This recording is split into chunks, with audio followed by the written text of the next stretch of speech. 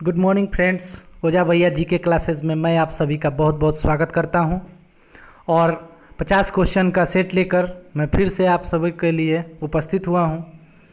तो चलिए शुरू करते हैं आज का सेट। और आज का पहला क्वेश्चन है, तुगलक काल में बिहार की राजधानी कहाँ थी? तो जब तुगलक काल था तब बिहार की राजधानी बिहार शरीफ में थी। ठीक है। और अगला क्वेश्चन देखते हैं कि शेर शाह सूरी ने किस वर्ष पटना को राजधानी बनाया था? शेर शाह सूरी ने पटना को 1541 में बनाया था।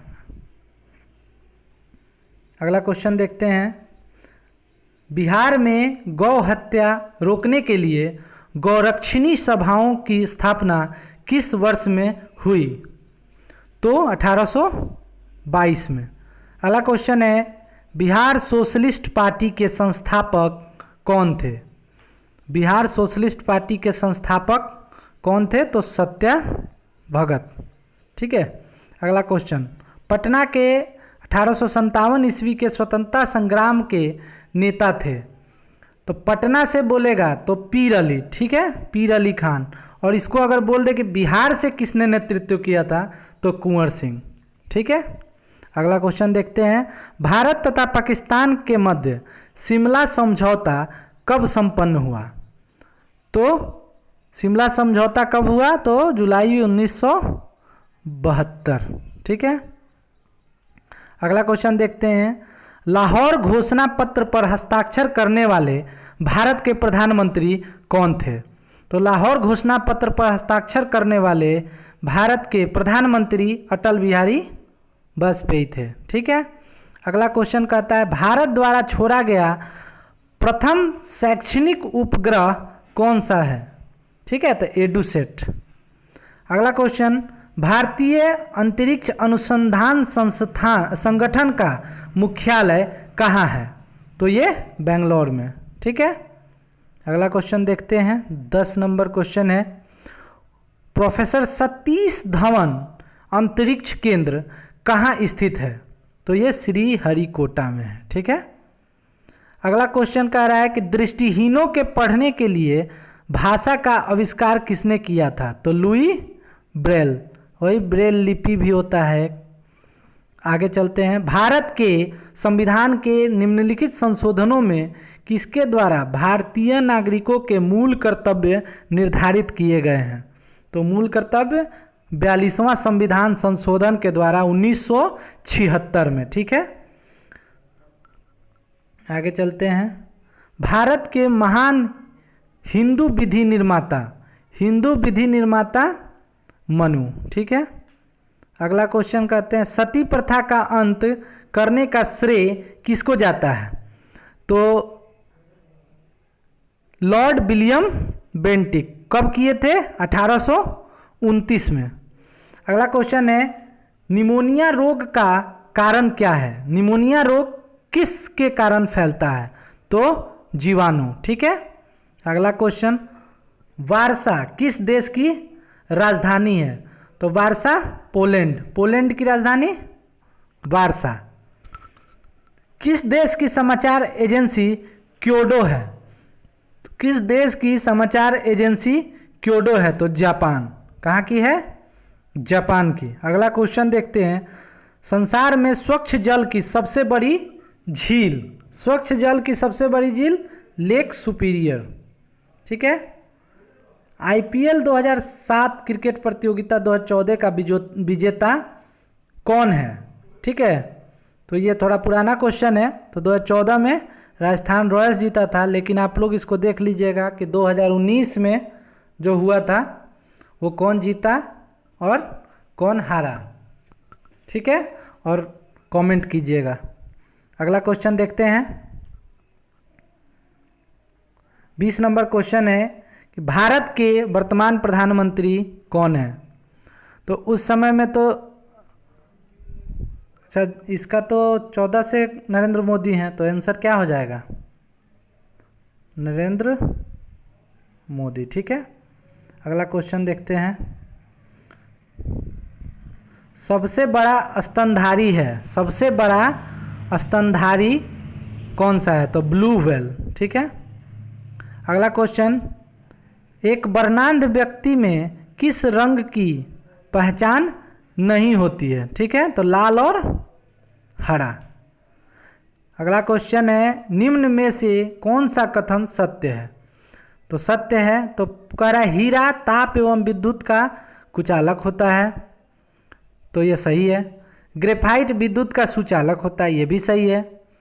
बोर्ट यानी काला हीरा का उपयोग शीशा काटने में होता है, तो ये भी सही है, यानी आंसर हो जाएगा उपरोक्त सभी। अगला क्वेश्चन है कि पक्षियों की हड्डियां होती हैं, मतलब कैसी होती हैं? तो खोखली। ठीक है। अगला क्वेश्चन, विश्व का सबसे छोटा पक्षी, विश्व का सबसे छोटा पक्षी हमिंग बर्ड और सबसे बड़ा शुतुरमुर्ग। अगला क्वेश्चन देखते हैं, जीव विज्ञान का पिता किसे कहा जाता है? तो जीव विज्ञान के पिता अरस्तु को कहा जाता है। ठीक है। अगला क्वेश्चन देखते हैं, हेपेटाइट किस धातु का अयस्क है? हेपेटाइट, ये हेमेटाइट होना चाहिए, लोहा का। ठीक है। अगला क्वेश्चन देखते हैं 28 नंबर क्वेश्चन। 28 नंबर क्वेश्चन है, सौरमंडल का सबसे अधिक गर्म ग्रह कौन सा है? सौरमंडल का सबसे अधिक गर्म ग्रह शुक्र है। और सौरमंडल में सूर्य के सबसे नज़दीक कौन सा ग्रह है?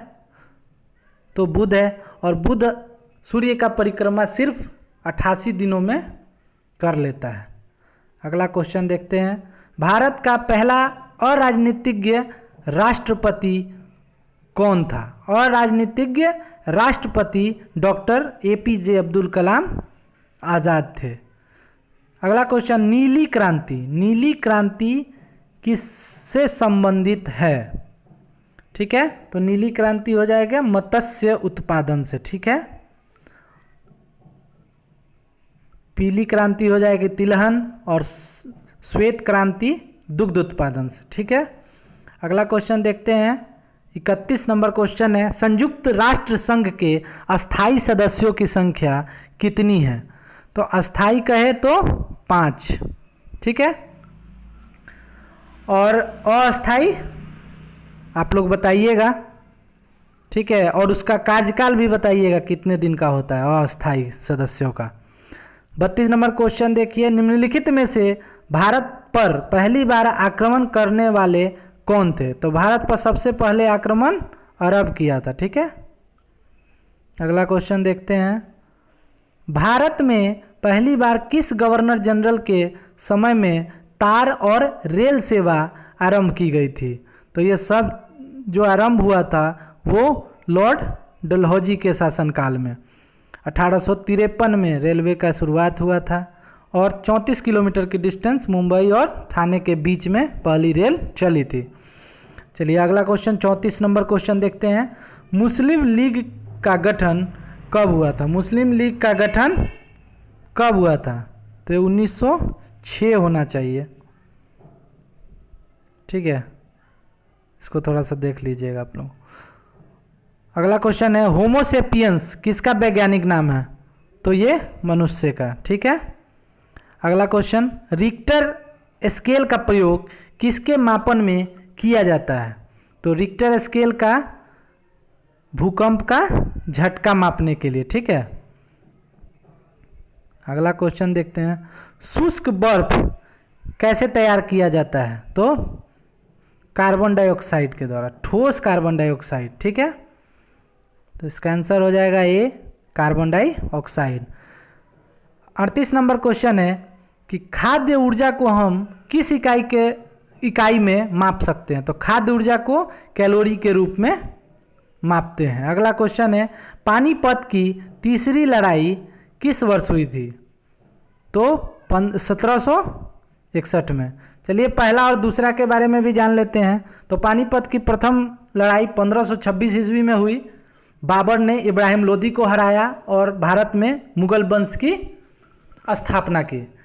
दूसरा पानीपत का युद्ध 1556 ईस्वी में हुआ, जिसमें अकबर ने हेमू को हराया। और तीसरा 1961 में। ठीक है, चलते हैं अगला 40 नंबर क्वेश्चन देखते हैं। भारत में मौद्रिक नीति कौन तैयार करता है? भारत में मौद्रिक नीति भारतीय रिजर्व बैंक। ठीक है, और इसकी स्थापना 1935 में हुई थी। 41 नंबर क्वेश्चन है, अल्पकालिक सरकारी प्रतिभूति पत्र को क्या कहा जाता है? तो इसको म्यूचुअल फंड। ठीक है, WTO मुख्यतः निम्नलिखित में से किसको बढ़ावा देता है? तो WTO वर्ल्ड ट्रेड ऑर्गेनाइजेशन, तो ये बहुपक्षीय व्यापार को। ठीक है, अगला क्वेश्चन देखते हैं, किस बाजार स्थिति में फर्मों की अधिक्षमता होती है? फर्मों की अधिक्षमता तो पूर्ण प्रतिस्पर्धा में। ठीक है, अगला क्वेश्चन देखते हैं, करेक्ट, किस संविधान संशोधन द्वारा मतदान की आयु 21 वर्ष से घटाकर 18 वर्ष कर दिया गया? ठीक है, तो किससे? 61वां संविधान संशोधन 1989। अगला क्वेश्चन देखते हैं, मृत शरीर पानी में क्यों तैरता है? मृत शरीर पानी में क्यों तैरता है? क्योंकि शरीर द्वारा विस्थापित पानी का भार शरीर के भार से अधिक होता है। अगला क्वेश्चन कह रहा है, रिवॉल्वर का आविष्कार किसने किया था? तो सैमुअल कोल्ट ने। अगला क्वेश्चन है, निम्नलिखित किस स्थान पर उपग्रह प्रक्षेपण केंद्र अवस्थित है? तो उपग्रह कहाँ से छोड़ा जाता है? तो अभी पढ़े थे, श्रीहरिकोटा सतीश धवन। ठीक है, अगला क्वेश्चन, निम्नलिखित में से कौन सा ग्रह पृथ्वी से सबसे निकट दूरी पर है? इस क्वेश्चन का जवाब मैंने अभी अभी दिया था, कौन सा है? तो कह रहा पृथ्वी से निकट नहीं, वो मैंने बताया था सूर्य के निकट। ठीक है, ये क्वेश्चन है पृथ्वी के निकट, तो कौन सा हो जाएगा? शुक्र। और शुक्र को सुबह का तारा, शाम का तारा और पृथ्वी की बहन भी कहा जाता है। ठीक है, अगला क्वेश्चन है 49 नंबर है, टीका किससे रोकथाम के लिए नहीं दिया जाता है? मतलब किस रोकथाम के लिए टीका का प्रयोग नहीं किया जाता है? तो आपको क्या है? कैंसर। कैंसर का कोई टीका नहीं है। अगला क्वेश्चन है, चंद्रमा का प्रकाश पृथ्वी पर पहुंचने में कितना समय लगता है? तो चंद्रमा का प्रकाश पृथ्वी पर आने में 1.3 सेकेंड और सूर्य का प्रकाश पृथ्वी पर आने में 8 मिनट 20 सेकेंड। ठीक है, तो ये था आज का हमारा सेट। और अगर आप लोगों को सेट अच्छा लगा तो प्लीज़ इसको सब्सक्राइब करें और शेयर करें। बहुत बहुत धन्यवाद। Thank you so much.